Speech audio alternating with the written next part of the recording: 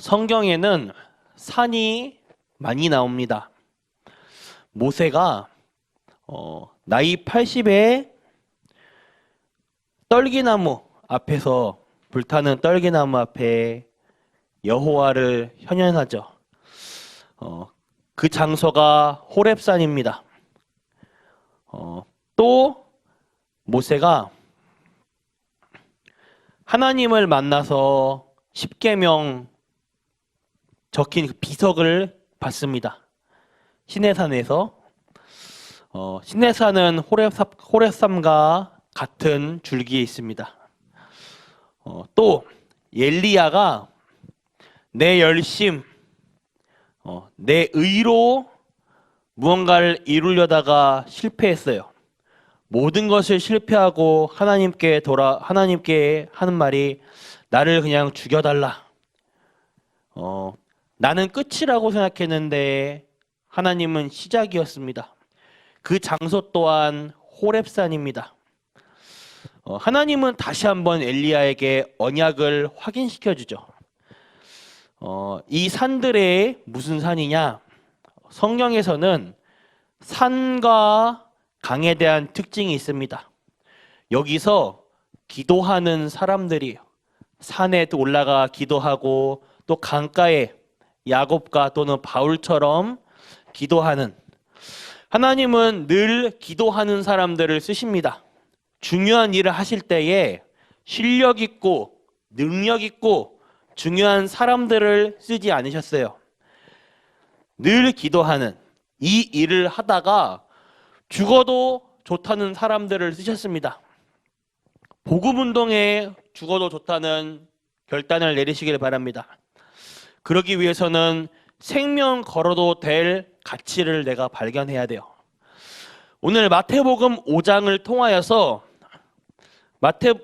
예수님의 첫 번째 메시지가 산에서 말씀하십니다. 마태복음 5장과 6장, 7장은 예수님의 산에서 하신 말씀이라 하여 산상보훈이라고 합니다. 그 중에서도 오늘 마태복음 5장을 통하여서 산상보훈에서 예수님께서 8가지 복에 대해서 말씀하셔요. 그런데 오늘 사실상 새벽 시간에 제가 8가지 복을 전부 다 전달하기에는 시간이 없기 때문에 만약 기회가 온다면 그때마다 일부분씩 나누어 전달해 드리겠습니다. 이 예수님의 팔복, 이 사건은 유대인들에게 있어서 매우 충격적인 사건이에요. 그동안 우리가 생각하고 있는 복에 대한 개념, 우리가 생각하는 세계관, 가치관들을 완전히 뒤엎은 사건이에요. 우리의 옛 틀을 깨는 사건이 이 팔복입니다. 저는 예수님의 이 말씀을 계속 몇 달간 묵상해보고 생각해봤습니다. 예수님의 팔복은 묵상하면 묵상할수록 놀라워요. 팔복은 우리의 옛 틀을 깨는 예수님의 메시지요. 또 이 예수님의 말씀은 그 당시 이스라엘을 소곡하는 로마와 그리고 전 세계와 시대를 내다보고 하신 말씀입니다. 첫 번째로 심령이 가난한 자는 복이 있나니 천국이 그들의 것이며, 심령이 가난한 자가 복이 있다고 합니다. 아니, 우리 기준으로 볼 때는 심령이 가난한 자가 복이 있는 게 아니라 돈이 많고 부유하고 육신적인 기준으로 재물과 명예와 세상 성공이 있어야 복이 있는 거 아닙니까? 그런데 예수님은 그 복에 대한 개념을 바꿔놨습니다. 심령이 가난한 자가 복이 있다. 당시 유대인들에게는 충격적인 사건이에요. 그렇다면 그 심령이 가난한 자가 복이 있다는데 심령이 가난한 자가 무슨 뜻일까? 마음이 낮고 겸손한 자를 말하는 것인가? 아닙니다. 그렇다면 영적으로 하나님의 은혜에 목말라 이 갈급한 사람을 말하는 것일까? 이것도 아니에요. 그 정도 이유 때문에 예수님이 십자가를 지실 이유가 없습니다.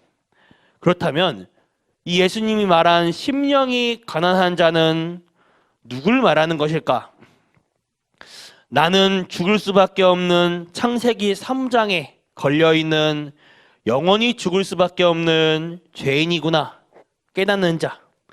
우리의 과거, 현재, 미래, 나의 가정과 가문이 죄와 저주, 재앙, 사탄에 묶여 있구나.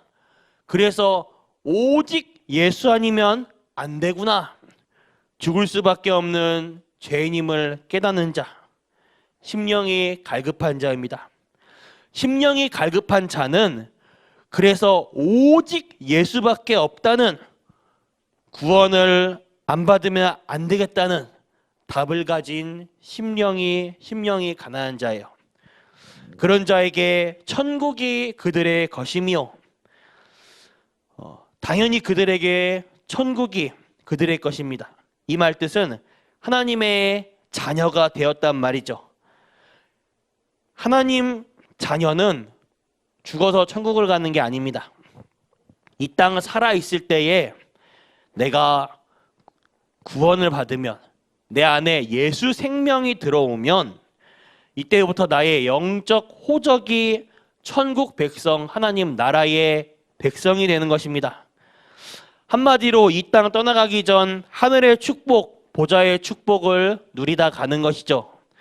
이 심령이 가난한 자는 하나님만을 바라보고 구원을 바라지만 육신적인 부로 가난함도 모르고 갈급함도 없어 예수 그리스도가 필요하지 않았던 유대인들은 결국 비참한 저주를 받습니다. 두 번째로 애통한 자는 복이 있나니 그들이 위로를 받을 것이며, 또 예수님이 말씀하십니다. 애통한 자가 복이 있다. 아니, 웃어야지, 즐거워야지, 행복해야지.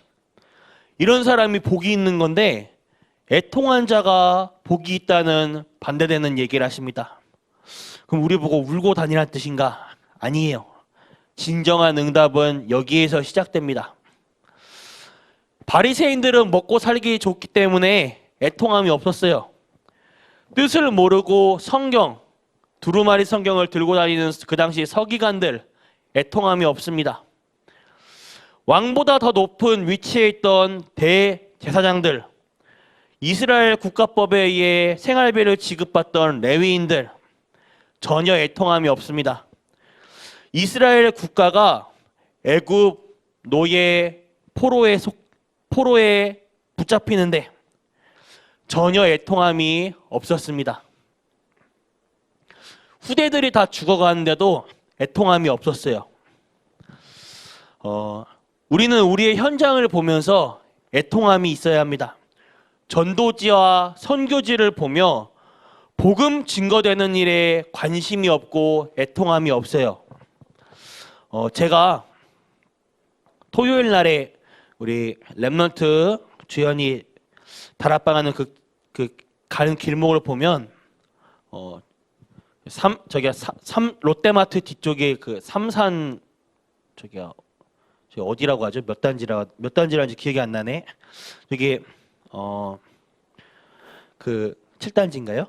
그 사거리 보면 던킨 도너츠 그 매장이 있어요. 그 옆에 그 커피숍이 있고 큰 사거리인데 그 삼산체육관 옆쪽에 거기에 보면 항상 여호와의 증인, 하나님의 교회, 또 어떨 때는 그 사거리에 일반 이제 교회에서 와서 이제 전도를 해요. 근데 교회에서는 거의 잘 안 와요. 잘 안 하고 여름에만 잠깐 와서 예수 믿으세요 하면서 이제 플라스틱 컵에다가 그 음료수를 담아주더라고요. 그 주면서 예수 믿으세요 하는데 저는 이거 받으면서 예수에 뭘 믿으란 거지? 일단은 음료수는 주니까 받아 먹습니다. 근데 거의 맨날 여호와의 증인 아니면 하나님의 교회 여기 많이 와요. 어제도 차량 운행을 하는데 그 사거리, 이쪽 사거리랑 우리 교회 곳곳 사거리에 온통 하나님의 교회 아니면 여호와의 증인이에요. 그 여호와의 증인 얘네들은 그 검은 색깔 그 그 책자 같은 거 꽂을 수 있는 거, 그 무거운 걸 어떻게 들고 왔는지 모르겠는데 그걸 가지고 와가지고 책자가 잔뜩 꽂혀 있어요. 전달해주면서 눈이 오나 비가 오나 그 현장을 지배하고 있어요. 저는 그곳에 왔다 갔다 볼 때마다 야, 현장은 이단들이 지금 장악하고 있구나. 그것을 제가 발견하게 돼요. 복음 증거되는 일에 교회는 관심이 없고 이단이 장악하고 있습니다. 이 애통함,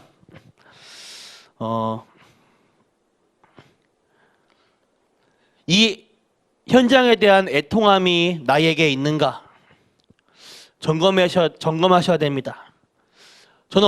저는 이 말씀 묵상하면서 애통한 자는 복이 있나니 이 애통함이 영혼을 사랑하는 마음이 아닌가 싶습니다. 그들이 위로를 받을 것이며 바리새인 후손들은 다 멸망하였죠. 예수 그리스도가 끝까지 필요 없다는 바리새인들, 그리스도와 우리가 생각하는 메시아 아니면 필요 없다는 그 바리새인들, 결국 예수님을 십자가에 매달아 죽였어요. 그 바리새인들, 그 유대인들의 후손들은 결국 600만 명이 가스실에서 대학살을 당하는 비참한 저주를 받습니다. 그러나 전도자의 후손들은 로마 복음화를 이뤄냈어요. 우리가 애통해야 할 이유가 있습니다. 애통한 자, 하나님의 위로를 받을 것이다. 성경에 그런 사람들에게 하나님이 응답을 주셨습니다. 결론입니다. 심령이 가난한 자의 복과 애통한 자의 복을 보았습니다. 우리 삶에 오직 그리스도 아니면 안 될 이유, 오늘 나의 하루 속에 오직 그리스도 아니면 안 될 이유를 붙잡으시길 바랍니다. 내 삶에 오직 그리스도가 아니면 안 될 심령이 가난함, 그 이유를 붙잡으시길 바랍니다. 그렇다면 애통한 자의 복입니다.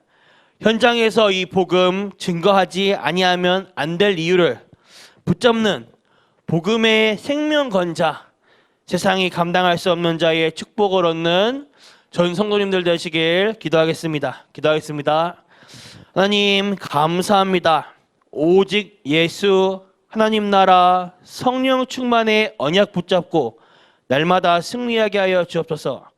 이 언약 붙잡고 하늘의 문이 열리는 날 되게 하여 주옵소서. 참 응답을 받는 참 갱신의 날 되게 하여 주옵소서. 복음의 생명건자로서 세상이 감당할 수 없는 자의 축복을 얻는, 응답을 얻는, 오늘 생명 걸어도 될 가치를 발견하는 전 성도님들 될 수 있도록 하여 주시옵소서. 살아계신 예수 그리스도 이름으로 기도드렸습니다. 아멘. 주기도 마치겠습니다. 하늘에 계신 우리 아버지여, 이름이 거룩히 여김을 받으시오며 나라가 임하옵시며 뜻이 하늘에서 이루어진 것 같이 땅에서도 이루어지이다. 오늘날 우리에게 일용할 양식 주옵시고 우리가 우리에게 죄 지은 자를 사하여 준 것 같이 우리 죄를 사하여 주시옵고 우리를 시험에 들게 하지 마옵시며 다만 악에서 구하옵소서. 대개 나라와 권세와 영광이 아버지께 영원히 있사옵나이다. 아멘.